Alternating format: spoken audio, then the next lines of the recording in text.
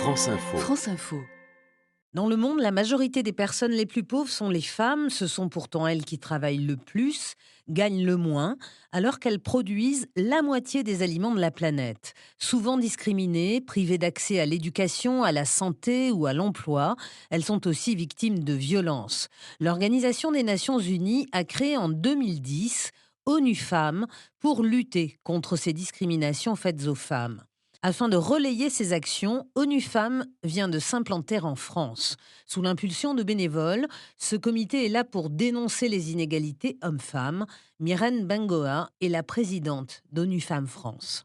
Les discriminations, malheureusement, existent partout.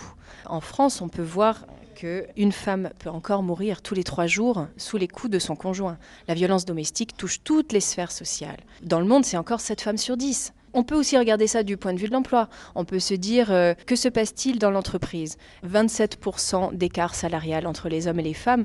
En politique, nous sommes aujourd'hui devant le constat que pour faire une différence au niveau d'un parlement, par exemple, il faut qu'il y ait une représentation d'au moins 30% des femmes. La France aujourd'hui atteint péniblement les 26%.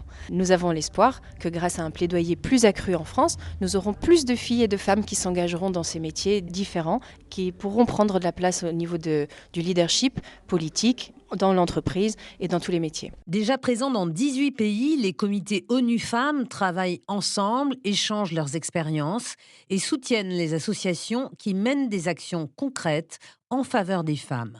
Fanny Benedetti est directrice exécutive du Comité France. Les associations françaises qui travaillent dans ce domaine sont cruellement sous-financées. Leurs actions sont souvent des actions de terrain qui ont une portée immédiate très importante pour les bénéficiaires, mais qui ne sont pas suffisamment relayées dans l'opinion publique. Nous avons l'exemple récent d'une initiative qui est vraiment admirable, qui s'appelle Excision Parlons-en, qui mutualise les efforts des associations travaillant pour la lutte contre l'élimination des mutilations génitales faites aux filles en France. Et la France est précurseur sur ce sujet. Elle a travaillé depuis de nombreuses années pour lutter contre cette pratique qui est commise en France, mais le plus souvent dans le cadre de départ de fillettes pendant les congés scolaires. Ce collectif, nous allons le soutenir, nous travaillons avec eux. C'est un exemple d'associations qui sont très efficaces et qui sont déjà en réseau, auxquelles nous allons nous associer. Le comité ONU Femmes France va mener des actions de plaidoyer et de sensibilisation,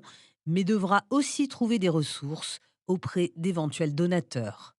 Retrouvez Histoire d'égalité sur franceinfo.fr, rubrique Société.